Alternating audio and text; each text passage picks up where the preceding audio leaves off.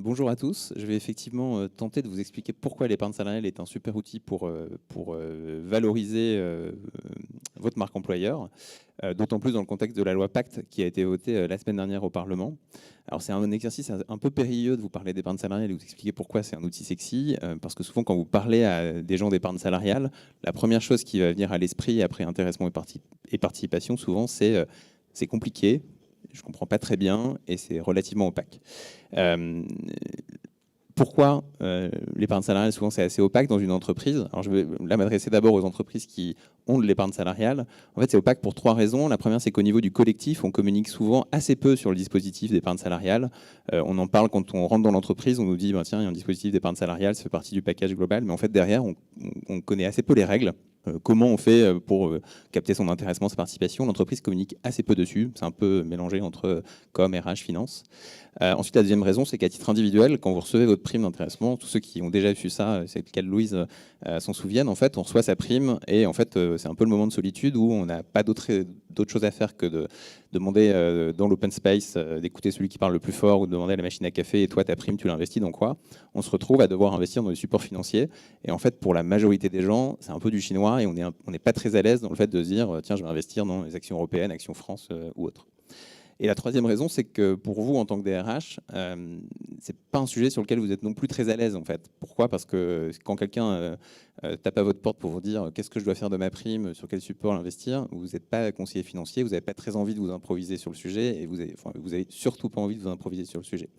Et c'est normal. Et en fait, la conséquence de tout ça, c'est que très souvent, l'épargne salariale dans les entreprises équipées, ça devient très vite un acquis social, ça devient un sujet qui est présent, mais en fait qui n'est pas très bien valorisé. La valeur perçue par les salariés est pas très bonne, enfin en tout cas, elle n'est pas perçue à sa juste valeur par rapport au budget que ça représente pour l'entreprise. Et alors si je parle d'épargne salariale aux entreprises qui ne sont pas équipées, en tout cas, et c'est souvent des salariés de TPE, PME ou petites ETI, en fait, pour la majorité des gens, ils se disent oh, c'est un avantage de grand groupe, c'est pas trop fait pour nous et c'est pas très appliqué à une TPE. En réalité, il y a bien un pourtant à tout ça. L'épargne salariale, c'est très puissant, à la fois sur le plan fiscal et RH, et c'est un outil qui est adapté d'une entreprise de un salarié à une entreprise, enfin un grand groupe, et en fait c'est même encore plus adapté à une PME où la question du sens et du collectif va être souvent encore plus importante et plus matérielle. Pourquoi c'est un outil puissant sur le plan fiscal, et là je vais en venir peut-être à la loi Pacte qui a été votée la semaine dernière. Sur le plan fiscal, en fait, les sommes qui sont versées à un salarié sont pas, il n'y a pas de charge patronale, il n'y a pas de charge salariale. C'est quand même un outil qui du coup mathématiquement est tout de suite assez puissant.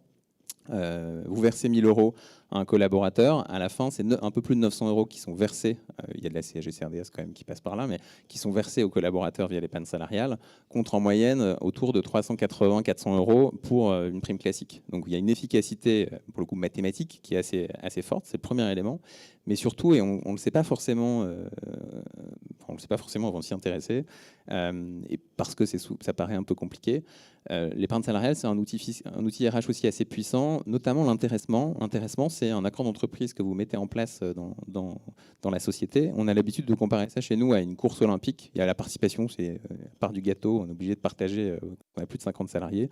L'intéressement, on dit que c'est une course olympique dans l'entreprise dont vous définissez les règles, vous en tant qu'RH, avec le management de la société, et où vous dites, si on atteint tel objectif, en fait, on va distribuer tel niveau de médaille. Si on n'atteint pas l'objectif de l'entreprise, évidemment, il n'y a pas de médaille qui est distribuée, mais c'est vous qui définissez les règles, c'est vous qui définissez le rythme de versement, c'est vous qui définissez les conditions dans lesquelles on va verser une prime aux salariés. Si vous avez comme objectif de la satisfaction client, ça peut être le critère qui est utilisé pour verser une prime d'intéressement. Si vous avez des sujets de qualité, ça peut être la qualité. Si vous avez uniquement un sujet de chiffre d'affaires, ça peut être un sujet de chiffre d'affaires. Et ça peut aussi être un combo de tout ça. C'est vraiment assez flexible, assez souple. Et c'est pas quelque chose qu'on sait très bien. Et si on s'intéresse, enfin, c'est une anecdote souvent qu'on aime bien faire, mais en fait, dans le collectif, très souvent, quand on pense au moment d'adhésion où on est tous derrière un même collectif, on pense souvent au sport, on pense souvent à des coupes du monde. Ici, on pense à l'État français. Et en fait, c'est pour ça qu'on emploie ce parallèle avec la course olympique. C'est à vous d'organiser votre propre coupe du monde finalement dans l'entreprise. Ces deux raisons, en fait, font que c'est un outil puissant qui est à votre disposition. Vous avez les clés pour pouvoir le faire. Les vrais sujets, en fait, pour pouvoir faire de ce dispositif un outil puissant pour vous, c'est communiquer. La communication, c'est-à-dire qu'il ne faut pas avoir peur de communiquer sur ce sujet. Il faut utiliser des prestataires aussi, je vais faire un petit peu de pub pour Epsor, mais qui communiquent et qui vous aident à communiquer sur le sujet au sein de l'entreprise, sur un accord d'intéressement, sur comment ça vit au sein de l'entreprise. Sinon, en fait, c'est assez vite perdu. Et 2, il faut du conseil individualisé aux salariés, c'est-à-dire qu'il faut être capable de lui apporter des outils qui vont lui permettre de ne pas être perdu. Quand Louise reçoit sa prime, quand elle doit investir sur des actions européennes, je comprends que ce n'est pas trop ton truc, quoi. Et en fait, c'est normal. Et on ne peut pas lui demander du jour au lendemain voilà, de devenir spécialiste sur le sujet. Mais en fait, il faut apporter du conseil individualisé.